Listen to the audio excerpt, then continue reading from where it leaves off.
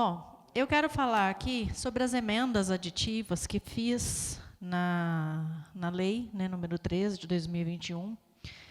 3 dessas emendas dizem respeito à questão da segurança pública, à questão da segurança das nossas crianças, dos nossos adolescentes, dos nossos munícipes, mas também diz respeito, principalmente, ao fato de que precisamos pensar detidamente na estrutura que atende a essas vítimas de violência. Tá? Então, assim, a emenda aditiva número 23 traz instalação de sistema de monitoramento por câmeras em pontos estratégicos da cidade.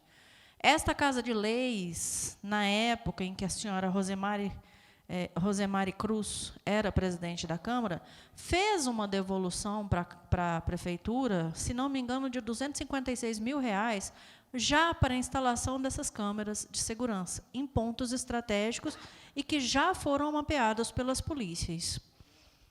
Esta Casa de Leis aprovou recentemente uma lei chamada Cidade Vigiada.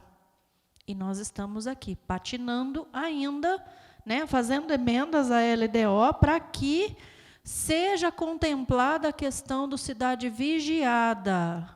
Então, assim, aumentar o repasse para a segurança pública é urgente. E eu digo isso pelo seguinte: o repasse da segurança pública nesse ano de 2020 foi de R$341 mil. Isso é vergonhoso.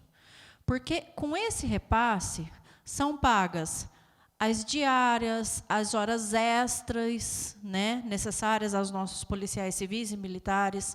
Se, porventura, uma viatura dá um problema, isso já aconteceu muitas vezes, tá? Não foi uma ou duas, não. Se, por um acaso, a viatura dá um problema, é com esse dinheiro que o Conselho de Segurança conserta. Então, assim, R$341 mil em comparação a alguns outros repasses que foram feitos, que foram aprovados por essa Casa de Leis e feitos pela Prefeitura Municipal, é uma vergonha. Eu, por mim, eu repassava pelo menos uns 2 milhões agora. Na semana passada, estive eu no quartel da Polícia Militar de Chapadão do Sul para fazer uma visita, né, a convite da nossa major, Letícia. E, sinceramente, eu fiquei muito preocupada, fiquei muito, assim, mobilizada, porque aquilo ali é desumano. Tá? Nós recebemos 16 novos policiais, né, recrutas, que estão aí trabalhando diuturnamente pela segurança da nossa gente. E esses policiais estão muito mal alocados, muito mesmo. Uma coisa me chamou muita atenção, porque eu fui visitar as instalações, né, acompanhada na Major, e eu verifiquei que, olha só o tempo, né, frio, eu verifiquei que apenas um chuveiro funcionava. Um chuveiro apenas com água quente. Para quantos homens, né? E por não ter uma estrutura adequada naquele quartel, nós deixamos, inclusive, de receber policiais femininas, que ajudariam em muito. Senhora presidente, me concede mais um minuto? Então, por falta de estrutura, nós deixamos de receber policiais femininas. Isso é grave, porque nós precisamos dessas policiais. Haja visto que a Jaqueline, o que a Andréa Palhão fazem, a própria Major faz tão bem, né? E aí o que eu fiz? Consultei os meus amigos, fizemos lá uma mobilização social e consertamos os chuveiros que foram possíveis de serem consertados. Então, esse repasse para a segurança pública é urgente. E a outra questão é a definição da estrutura, o fluxo e o atendimento a crianças vítimas de violência sexual. Isso precisa ser conversado por todos nós, porque as coisas estão muito graves, mesmo. Muito boa noite a todos. Mais uma vez, vamos retomar um pouquinho a fala com relação à emenda aditiva 30 de 2021 que eu fiz e o porquê disso. A definição da estrutura, fluxograma de atendimento de crianças e adolescentes vítimas de violência sexual, a realização de campanha com ampla divulgação, porque é uma vergonha. Você pega uma campanha como 18 de maio, que trata exatamente da questão da discussão sobre o abuso sexual, o estupro, a violência, a exploração sexual de crianças e adolescentes, e você vai olhar a campanha que é feita, panfletagem.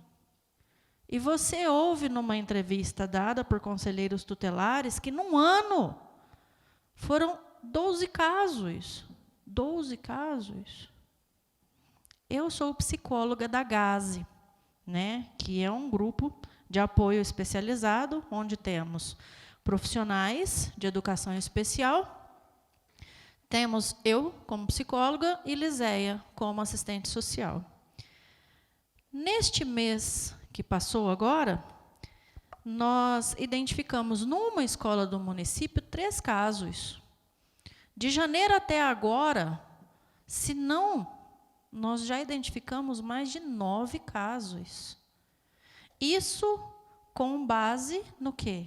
No que nós falamos o tempo todo, dentro das escolas, com diretores, com coordenadores, com colegas, professores, porque também sou professora.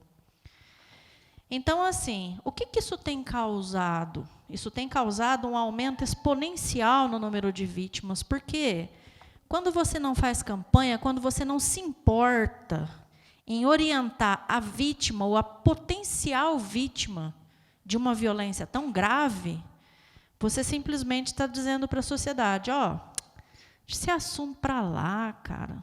Nossa, isso dá muita dor de cabeça. Dá tanta dor de cabeça que a primeira vez, tá, que eu tive contato com um caso, por exemplo, agora em janeiro eu tive novo contato com um caso, em 2018 eu atendi, a menina era estuprada pelo padrasto.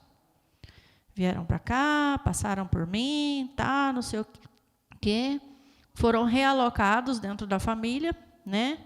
E agora em janeiro, para meu espanto, mais uma vez esse caso vem. Aí a gente abriga, aí a gente fica naquela assim, bom, vai ter uma escuta especializada, né? Porque se vocês forem dar uma olhada na quantidade de gente que fez o curso de escuta especializada nesse município agora, recentemente, tá? E isso vem de uma implicação minha no ano passado, em julho, quando eu treinei a equipe do CREAS e falei, vocês exijam o curso de escuta especializada. Porque é irregular nós atendermos no CREAS do jeito que estamos atendendo. E nesse ano, né, parece que deu um start no povo lá e falou, vamos fazer esse negócio, a mulher virou vereadora, cara. O troço vai pegar. E realmente, ia. Então, assim, esse aumento de casos, né, ele se dá por quê? A priori. Porque não tem quem faça esse trabalho. Não tem quem queira conversar sobre o assunto. Não tem quem vá na escola falar com as crianças e com os adolescentes. Ou seja, elas estão sendo abusadas, e é triste a estatística, porque 9 de 10 crianças são abusadas dentro da própria casa. Aí vocês depreendam quem é que está estuprando criança e adolescente. Tá? Bom, agora aqui eu gostaria de me referir à fala do meu colega Alírio Baca sobre a segurança pública. Não se trata, nobre colega, de colocar ninguém contra ninguém, e nem mesmo de usurpar poderes do Estado, de jeito nenhum. Acontece que eu trabalho há muitos anos junto das polícias civil e militar, e tenho muito orgulho disso mesmo. E, ao longo dos anos, eu tenho visto que a falta de investimento, a falta de atenção e a constante cobrança. O que a PM está fazendo, cara? Teve um dia aqui, né? Estamos aí na semana do feminicídio. Dia 31 de março de 2018. Uma usuária minha, vítima que eu atendia. Era recorrente o quebra-pau, né? Era recorrente a briga, recorrente mesmo. O caso era um caso complicado. ela pediu por socorro, a vizinhança inteira pediu por socorro, mas tinha uma outra situação acontecendo aqui, e nós tínhamos uma viatura de serviço, porque a outra estava parada, quebrada, né? E aí, como é que vocês pensam que a gente não vai se preocupar de que sim, que haja um aporte maior de recursos, quando nós, agora, recentemente, né, foi votado nessa Casa de Leis R$200 mil para 5 jogos de futebol. E aí você olha para o orçamento do município, 341 mil para a segurança pública. Pô, naquele dia, morreu uma pessoa, certo? E aí eu pergunto, de quem é a culpa? É da Polícia Militar que não podia ir lá? Ou é do Estado? E nós somos o Estado. Na falta do Estado maior, nós representamos o Estado. E temos um dever cívico com o nosso cidadão. Para falar aqui agora de algumas questões, né, hoje, mais cedo, eu conversei com o Dr. João Busoli, muito detidamente. Ele, inclusive, me autorizou a falar o nome dele. Tá? Agradeço a deferência de Vossa Excelência, a minha pessoa. E falamos de algumas questões muito importantes. A primeira que eu quero dizer é que, tristemente, né, recentemente uma criança morreu em nosso município, num movimento nebuloso e estranhíssimo, quando a mãe foi negado o acesso à prescrição feita no ESF para o filho, que, segundo a própria, somente seria lhe fornecida mediante mando judicial. Gente, é lei, tá? É lei, tá? Então, assim, prontuário médico, prescrição médica, a mãe tem direito de ver, sim. Ainda mais num caso grave desse, que causou a morte de uma criança. A segunda questão, também muito importante, né, e diz respeito à questão da saúde pública municipal, porque, assim, está indo, a coisa está caminhando, tudo, mas será que está caminhando tão bem assim? Faltando médico em ESF, com o ESF funcionando só meio período, e levando o cidadão para a emergência do hospital, que funciona do ladinho de onde são atendidos os pacientes de Covid? Como é que faz? Então, assim, não está tudo bem, não. Tá? Quanto à questão de instrumentalização, isso daí está caminhando, está andando, tá? Mas, olha, senhora secretária Valéria Lopes, o que a senhora está fazendo? Porque antes nós chamávamos médicos para vir trabalhar, hoje nós estamos espantando. O que está acontecendo? Né? O que está acontecendo? Que asco é esse que os médicos sul-chapadenses tomaram recentemente da nossa Secretaria de Saúde? O que está acontecendo? Então, é interessante lembrar, porque recentemente, no requerimento 1 de 2020, eu requeri da senhora secretária que ela me explicasse se há programas de controle, monitoramento e atendimento especializado a pacientes usuários hipertensos, diabéticos com insuficiência respiratória, soropositivos, renais crônicos, com hiperplasias e outros fatores que agravam e que matam quando a pessoa pega Covid. Sabe o que eu recebi de resposta? Eu recebi de resposta um trem muito bonitinho.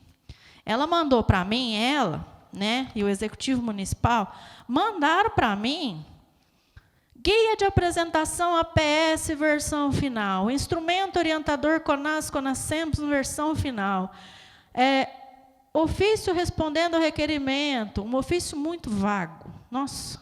Registro coletivo de criança Covid, coletivo gestante Covid, idoso Covid, registro coletivo HAS, né, HAS, DM durante a pandemia Covid. E me mandou também um materialzinho sobre o Plano Nacional de Atenção Básica. Mas aí eu pergunto para a senhora secretária, a senhora já leu o PNAB? Porque eu li, eu estudei.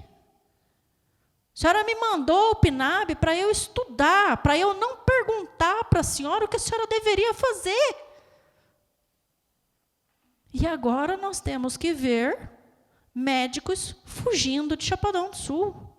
Nós temos que ver posto de saúde funcionando por meio período. O que é isso? Outra questão. Gostaria imenso de público, porque assim, como disse minha nobre colega Aline, nem tudo são farpas, né? Eu gostaria de agradecer a uma parte da saúde pública, que não dorme nem descansa há mais de 1 ano, pois que nem tudo é tão ruim assim, né? Enfermagem e agentes comunitários de saúde, todos empenhados, pessoal do faturamento empenhadíssimo, porque senão não vem recurso. Neste feriado de Corpus Christi, eu tive a oportunidade de conversar pessoalmente com a senhora Bruna Prachum, enfermeira, minha colega, né? E assim, eu tenho muito a agradecer essa moça e a sua equipe. Parabéns pelo que vocês estão fazendo, pela dedicação de vocês e assim, por essa grandiosidade, né, de se doar num feriado santo, que eu sei da importância do Corpus Christi para os teístas, né? E vocês estavam lá trabalhando até tarde, que eu sei. E, por fim, eu gostaria de falar agora de uma coisa assim, bem grave, mas bem grave mesmo. No final da semana passada, né, houve um roubo na CTR. Vocês estão informados sobre isso? Entraram na CTR pela porta da frente. Sim. Passaram pela guarita da CTR, entraram, muito provavelmente com um caminhãozinho, né, porque não é um utilitário, para carregar quase meia tonelada, tá, de um fardo prensado de quase meia tonelada de cobre. O preço do cobre hoje no mercado está aí R$45, R$50. Aí vocês façam as contas. A mais de R$15 mil só esse fardo. Meia tonelada, né? Então, o que acontece? Quem entrou, como saiu e com a permissão de quem? Senhor secretário Júnior Teixeira, por favor, eu sei que o senhor acionou a polícia, mas nós requeremos explicações, tá? Porque, assim, a facilidade com que esse roubo aconteceu é assintosa, é ridícula. Porque foi pela porta da frente. Então, assim, precisamos averiguar as responsabilidades disso. Porque o município não pode se dar ao luxo de perder dessa forma. E, para finalizar, eu gostaria de convidar os meus colegas. Me concede mais 1 minuto, senhora presidente? Não pode. Eu vou pôr na minha rede social. Dia 11, agora sexta-feira, eu vou palestrar no Seminário Estadual de Vereadores, justamente falando sobre violência, né, que é uma de minhas especialidades. Boa noite.